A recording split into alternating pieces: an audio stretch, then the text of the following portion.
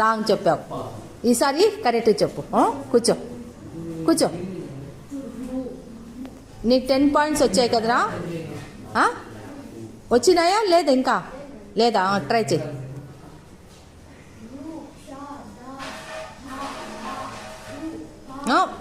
ఓ ఓ ఓ అది పైన ఉండేది ఓ. సరేనా? Next time.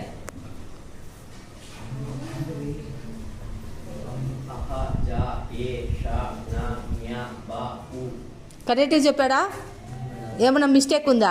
ఇంకోసారి చెప్పమందామా? చెప్పరా.